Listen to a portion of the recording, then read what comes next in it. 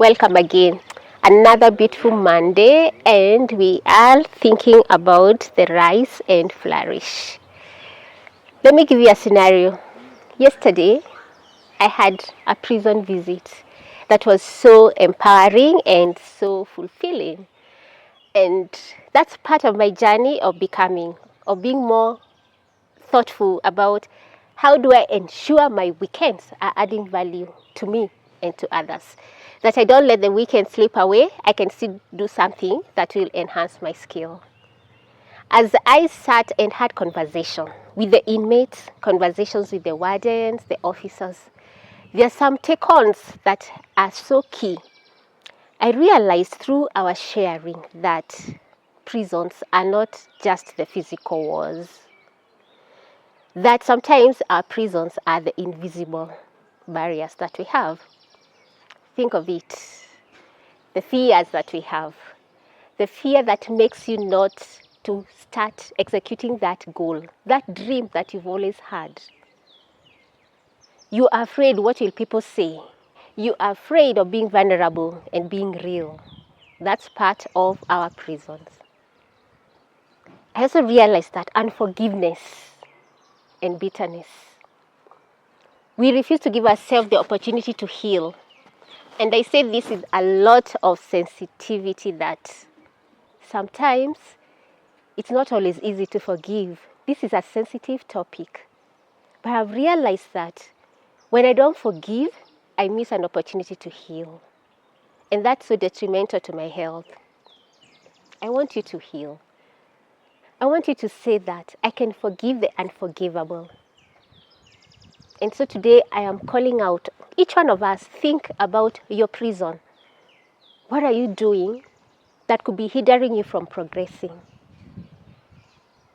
Another prison, when we live with shame and guilt. Yes, I made my mistakes in the past, and some of those mistakes are very costly.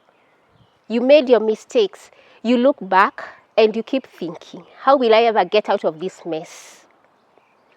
I have learned that even the mistakes that I have done, the regrets that I have, which are also prisons, as much as there are such valleys, I could get a peak out of it. But most important, I do not want to be imprisoned in a way that I cannot move forward because of my past.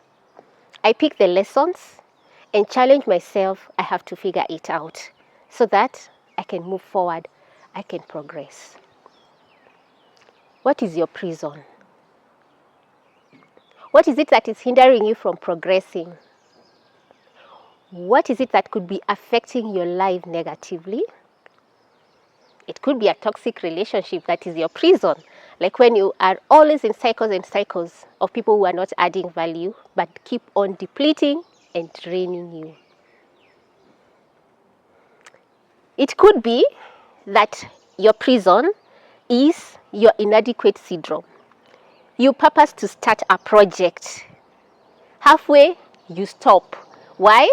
Somebody came, a voice came, and they told you you can't be it or you can't do this. You believed it, and your project stalled. But it may not be even the other person. It could be yourself. We call it the inadequate syndrome. Always a voice that keeps telling you negatively that you can't be, you can't make it.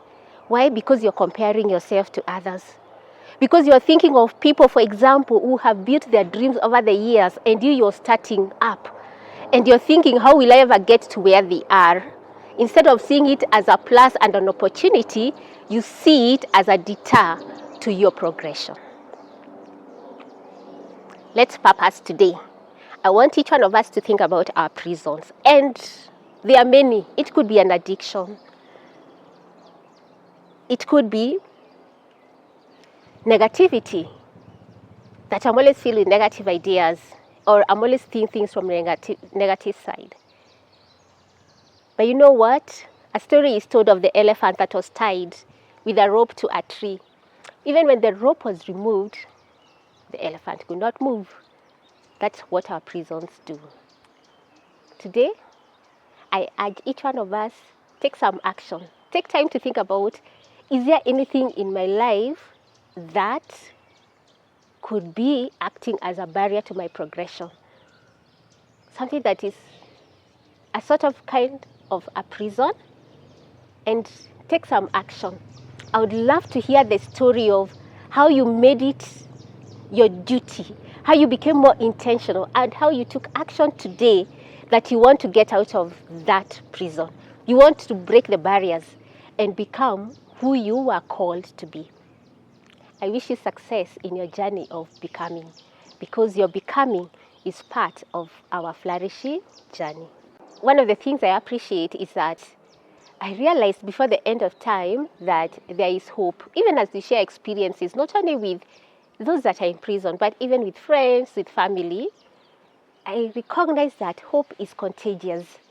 Your story of how you left your prison can ignite somebody else's story. Listening to you and how you made it, you become a catalyst to somebody else being ignited to remove and leave their prison. I also realize grace is sufficient. Like we say, God's grace, it is so sufficient. And let me remind you, each one of us has a destiny. Please do not let your destiny be hindered because of the barriers that you have put either for yourself or allowed other people to put on you. So keep walking, keep removing, and keep being intentional. One thing I'm always keen on is to remind myself every day that consistency and commitment will help me to deliver the results. It may take a while for some things that I want to achieve, some dreams. It may take a year. For others, it may take months. But the beautiful thing, as long as you're consistent and you're committed, and to a great degree you have clarity, then you're likely to achieve that which you have dreamt of.